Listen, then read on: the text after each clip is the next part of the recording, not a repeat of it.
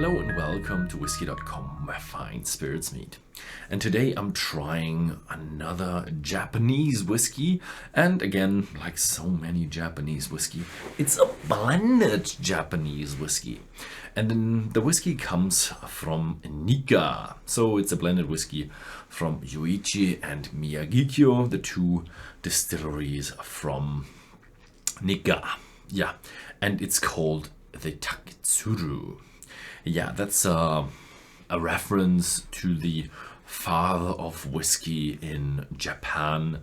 What was his name? Taketsuru Masataka Taketsuru. That was his name. Masataka Taketsuru is the father of Japanese whiskey. He was the famous guy that went to Scotland to become a whiskey distilling apprentice. He bought himself a nice jacket or suit back in the day and a little boulder, and he went from distillery to distillery and said, I come from Japan and I want to learn whiskey. And finally he got accepted at a distillery. I think he went to two distilleries to learn the whiskey trade, to see a bit how different distilleries handle it, and he really learned how to make whiskey. And he was a very, very smart guy, but he just went there to do it himself, and he actually married a Scottish woman, and then he took her back to Japan and started the whiskey industry in Japan. But he didn't start off with his own distillery in Yoichi, but he actually worked for, I think it was Suntory, and started making whiskey for Suntory. They were already in the business of other distilling stuff in Japan. So he didn't start from nothing, but when he got paid and he saved all the money, he then invested it into his own distillery, and now his distillery carry his name on their latest whiskey. Yeah, it's a bit of strange packaging. You can't really pull it out, and it's like a normal box. And then I hurt my finger a little, so I can't really open it properly.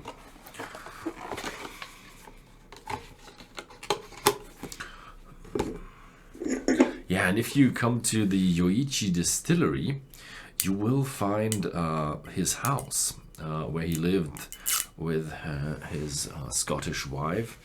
And it's a very strange way of going through historical Japanese house, because they had different screw on cap. They had very strange, for us Westerners, very strange habits of living, and the traditional way of not sitting at tables but at the floor, or sitting at tables that you sit on the floor with.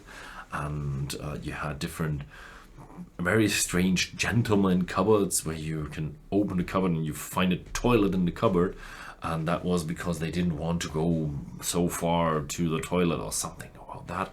And yeah, it was a very, very cultural experience. And for us, it's even more of a cultural experience, because some of the traditions of the back of the old Middle Ages and stuff, that kind of lives on in our traditions here, but none of that what we saw there we have ever experienced anywhere, or most of it. Anyway, I'm rambling. Let's talk about the whiskey. It's 43% ABV, and they don't say much more about the whiskey, do they? Yep, it's one of these flavor-led whiskeys. They don't really tell you what is inside of this whiskey. A little bit of a shame. That's a sweet one. It's a fruity one. Nice, exquisite taste. On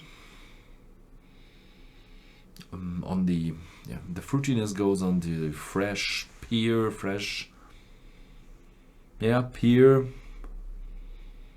It's heavy on the pear side.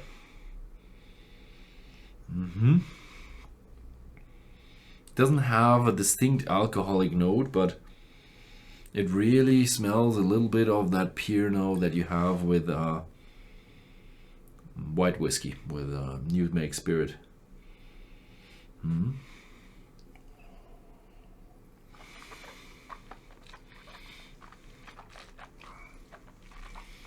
Mm.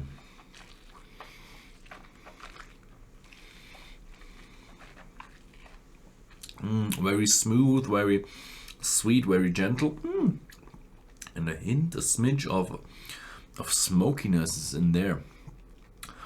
I'm not quite sure if they use any peat, but I know that they use coal. They do coal firing for the distillation at Yoichi. Usually it shouldn't end up in anywhere in the whiskey, as it doesn't touch the product at all, because it just heats the stills from the outside. And if you ever go to Japan and you go to Hokkaido, you must visit Yoichi. It's just a very big show when you go into the still room, and there's a forklift, no, a truck coming, a little one-man truck coming with coal in it, and so they have it in the shovel of the truck, and they shovel in some coals into the under the still, and the still is distilling with that coal. So it's a very sweet one, a very gentle one, very fruity one, very fresh fruity one, with a smidge of smokiness, a little bit of maltiness, a little bit of oakiness as well.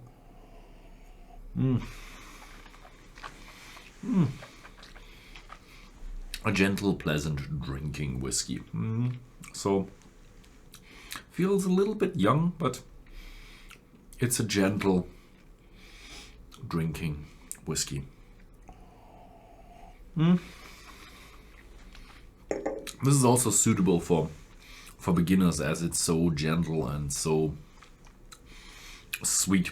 Now it got a little bit of a edgy taste feeling to it, so it doesn't feel very mature. So it's a medium to younger whiskey. Don't say that in a bad way, because it's really tasty. It yearns for another little bit of a little sip. I like it. So it's a nice whiskey with the price factor of 56.9 euros in Germany. A little bit high, but it is an icon, this whiskey, because of the name that founded the whiskey in Japan. That was it. Thank you very much for watching this video. If you like this video, then please feel free to give me a thumbs up, and see you next time.